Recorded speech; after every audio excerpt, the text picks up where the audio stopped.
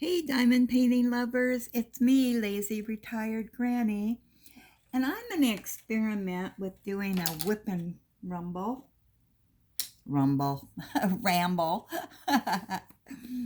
So I'm working on my mini of the 4-pack, and I'm doing color 6 right now, which there's, excuse me, a big block of 6s, so I thought that would work for me to experiment with recording while I diamond paint. So we'll give it a whirl.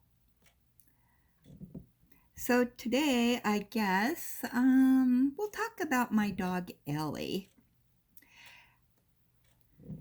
She will be 9 years old in May 2nd. I've had her since the second she was born, and I'll tell you the story of Ellie. I have been a cat lover for a long time, and my cats were getting very old, 15, 16 years old, and I was losing a lot of them to age. And I had Shaq the cat. When my son and ex-daughter-in-law divorced, I got the cat. And that was in 2001, I believe. And Shaq was only about a year old when he came to live with me. And then maybe he was 2 years old. In 2014, in about February or maybe it was March, I don't know, there was this dog running around, and we thought it was the neighbor's dog, but when we asked about it, they said, nope, not our dog. It's just been hanging around. And we live out in the country, so we only have neighbors are kind of far away from us. But we did some checking, and nope.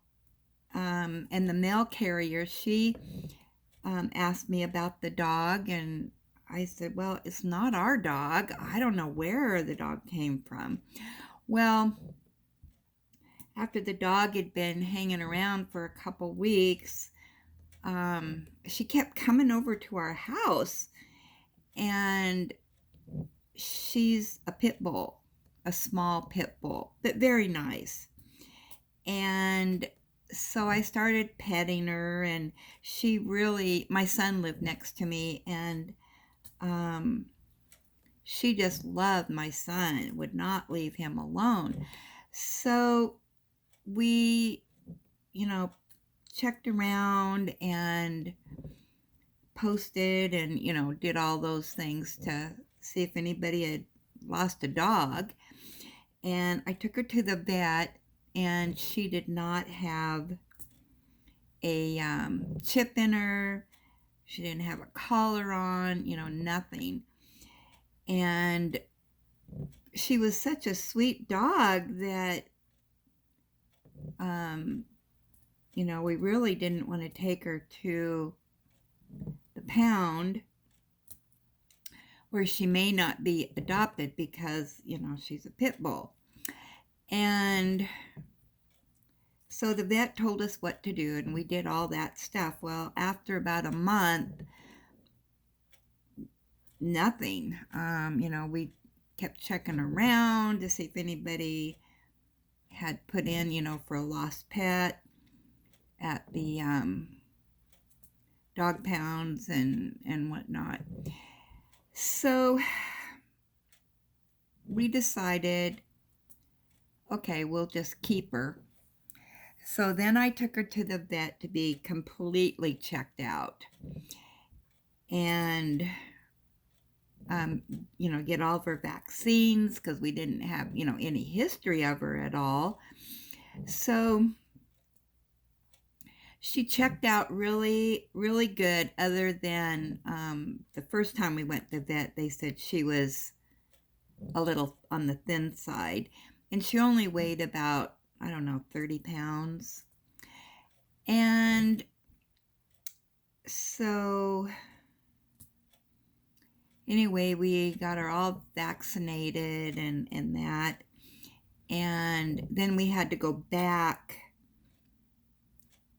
to the vet, I don't know, a couple weeks later, for a second series of vaccine. And the vet was checking her out and said, "Oh, she's pregnant." Oh, wonderful. Hadn't counted on that. So,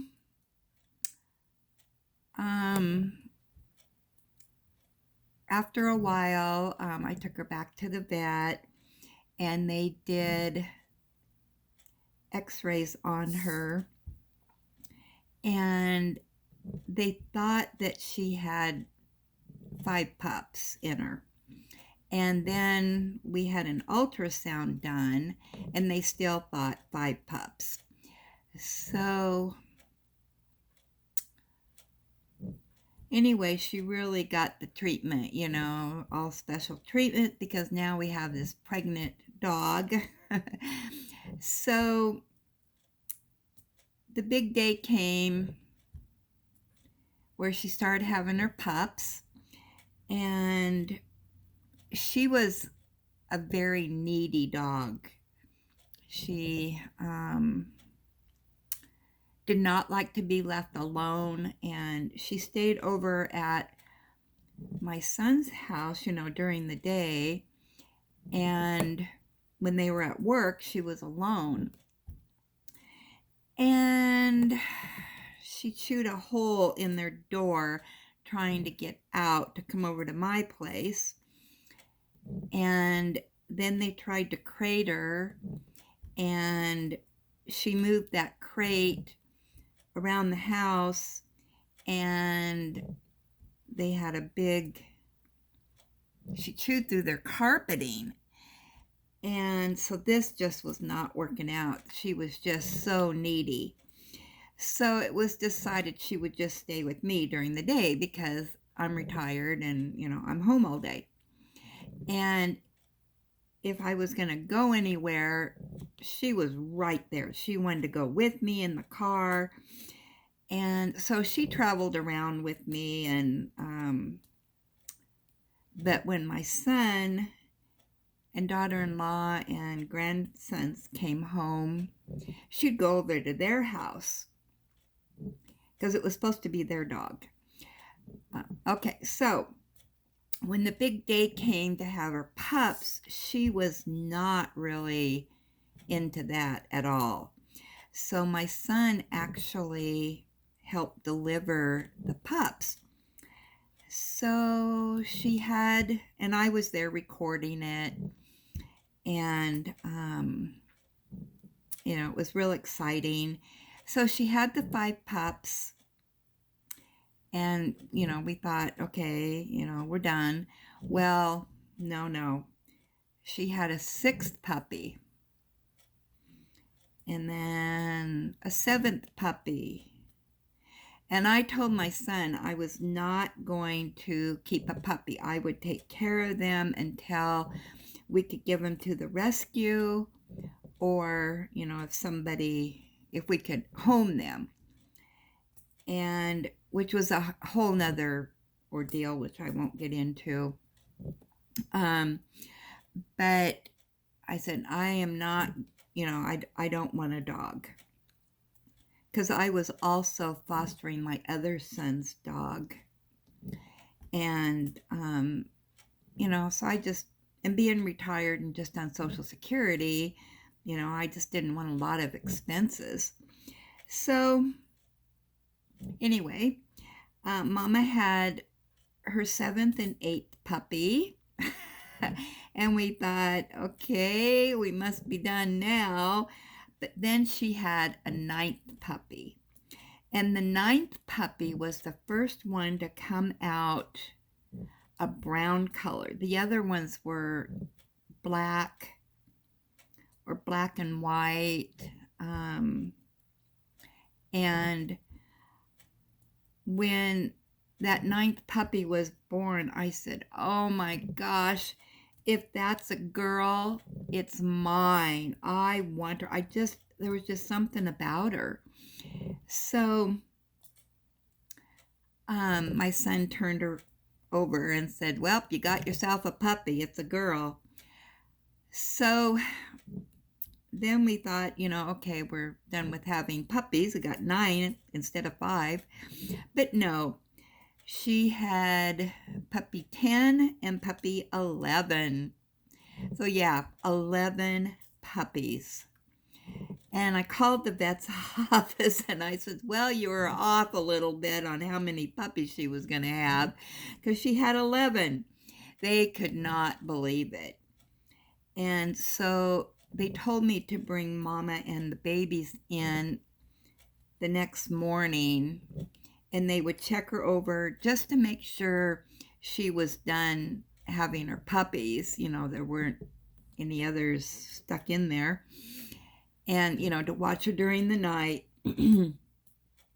So the next morning we loaded up the 11 puppies and Mama. And we took them to the vet. And of course there was a lot of excitement at the vet's office and we piled in with all these puppies and Mama. So they checked out all the puppies and they were all healthy. And we did not lose any puppies at all. Thank goodness. None were stillborn. And yeah, the vet was pleasantly surprised that, all the puppies were so healthy. So we had never had puppies before, so this was all a new experience. And the puppy stayed with me, and Mama was not really interested in nursing them. So what I had to, and because she had 11, we had to have their feeding in shifts. And so anyway, I would have to, what I did is I laid a blanket down and Mama would lay on my blanket with half her puppies and do some feeding, and then we'd get the other puppies and she'd feed them. And that's the only way she would stay with them to feed. And so we had to do that every couple hours. And for her to lay with the babies, I would have to, be right there with her all the time. And she was a good mama as far as keeping them clean and doing all the things dogs have to do with their puppies. But she just needed me there for her to perform that. So as the puppies got bigger, I bought a playpen and lined the playpen with potty pads and blankets and all that. And of course I was with them 24/7. And I thought, okay, I got to get these guys trained. Oh, I forgot to mention, Mama, when I told you, the puppy, it was a girl. And so Mama only had 3 girls and the rest boys. So 8 boys and 3 girls. So it was destined that I was going to have Ellie as my new BFF. So the puppies were all very easily trainable. And I had them at night. They had their potty pads, which they used for a while, but I was taking them outside constantly, to go potty and whatnot when they were old enough. And luckily, they were born in May, so the weather was fairly decent and we could be outside for, a long time.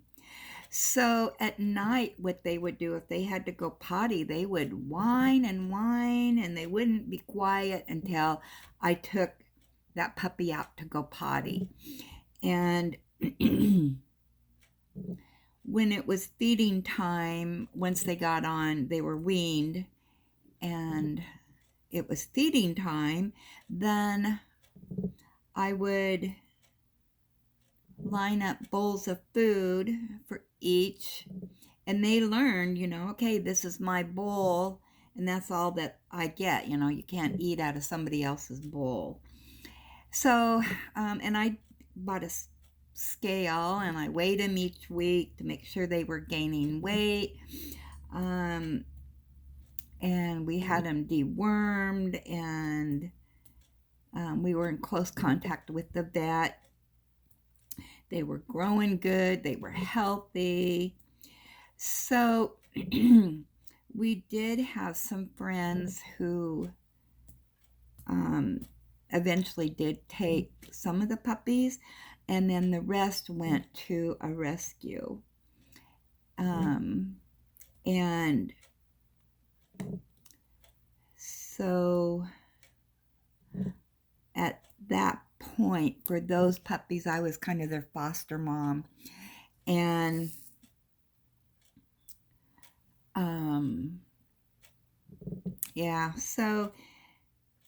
but yeah, it was 2.5 months of nothing but staying with puppies all the time. And so Ellie, of course, is spoiled in a good way. She is, well, I should say we're both attached at the hip. So she's had a few things that have been a challenge. When she was, probably, I don't know, 5 or 6 months old, the vet noticed that there was something wrong with her eye. And I can't remember what they call it, but it's when the eyelashes, she has extra eyelashes that are growing on the inside of her eyelid, I guess. And so we had to go see a surgeon, which was about 50 miles from where I live. And it's kind of hard to get in to see this surgeon. They're really popular. They're really a good place to take your vet, or to take your pet. And so we drove up to the vet's office, or the hospital, and she said, oh my gosh, yeah, she says, this is a really bad case of this. And she said, I'd like to do surgery tomorrow. So we ended up staying overnight and having her at the vet's, the surgeon's, the next morning early, and she had surgery. And the vet said for a puppy her age, being so young, she had never ever seen, a case that bad before. And she was also very impressed with Ellie, because she said for a puppy, she was just so well behaved. and she would just sit like a statue while the vet, was looking in her eyes and all that. So I was so proud of her. So then, of course, I had her spayed. No more puppies for us. And I had a DNA test done on her because she does not look pit at all. In fact, none of the puppies look pit. If you looked at them, you wouldn't even guess that they were pit. So Mama's genes must not have been very strong. And because she was out roaming around, for quite a long time, we didn't know, who the daddy could be. And the vet said it's possible that there could have been more than one daddy, because the puppies looked all so different. But anyway, I had a DNA done on her, and it came back. Of course, she's got pit in her, but very dominant lab. And to look at her, you would think she was all lab. You wouldn't guess the pit at all. And two of her brothers, I do keep in contact with their parents, and they are very big. One looks like a Saint Bernard, and the other one kind of has pitty eyes, but that's about it. So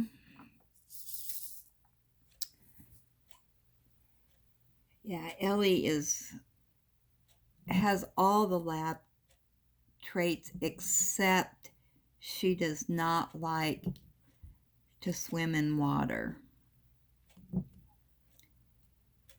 As far as I know, not that I have her, in that situation. She loves the hose. She hates the sprinkler. She tolerates her showers that I give to her. And she also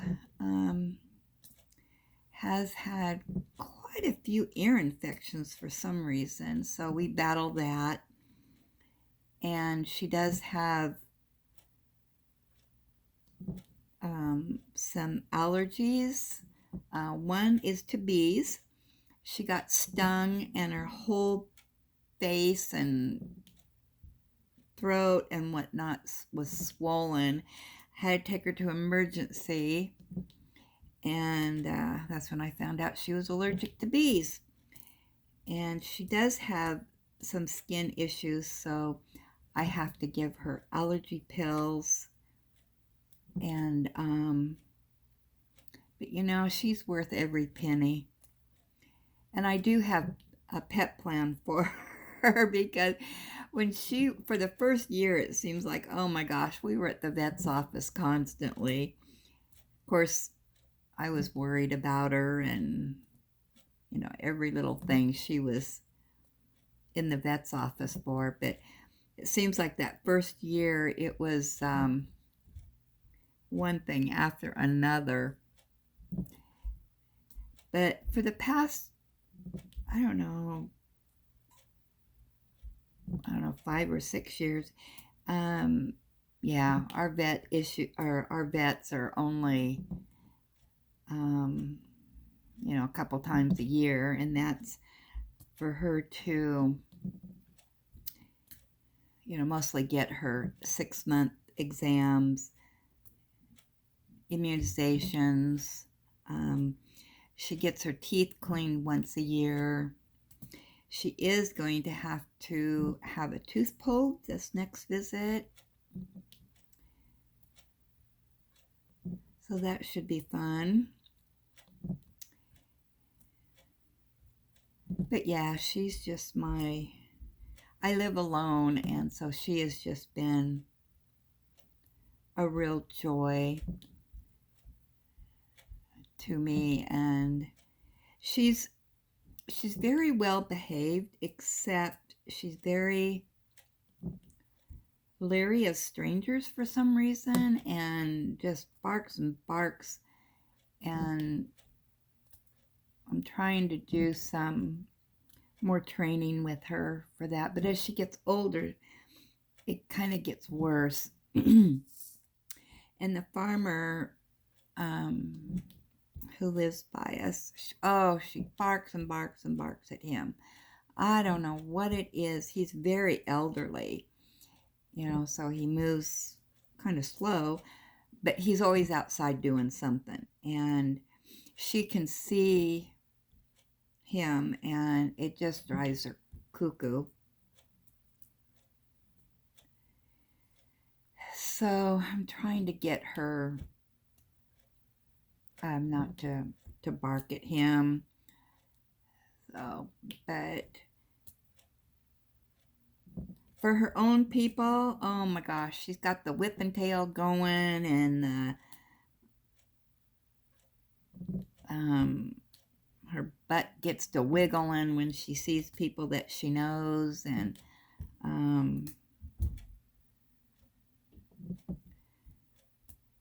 she's got some real personality. She's very smart.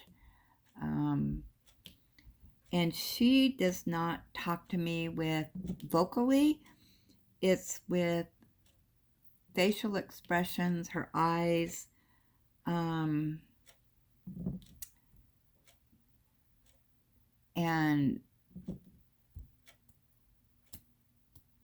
the head tilts and whatnot. She tells me when she's ready for her breakfast or her lunch or her dinner. And or if she's ready for her treat. She's very a dog that likes routine. So she knows I don't know, she knows when it's treat time and when it's breakfast time and dinner time, all that.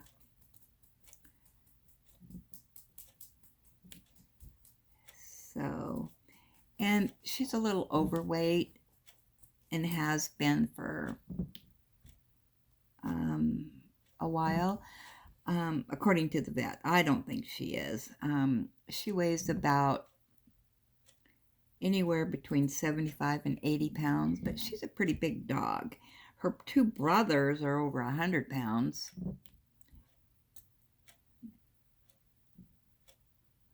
And like I said, Mama was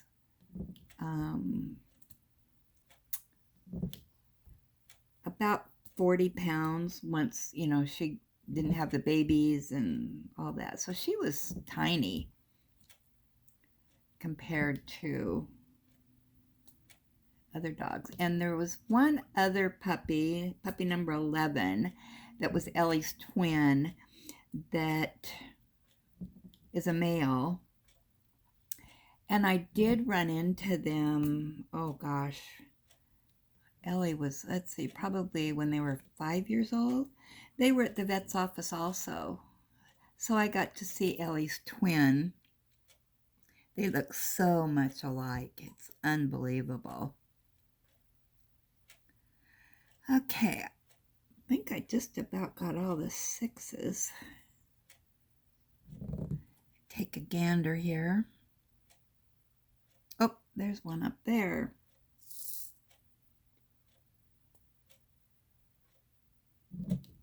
Oh, there's another one.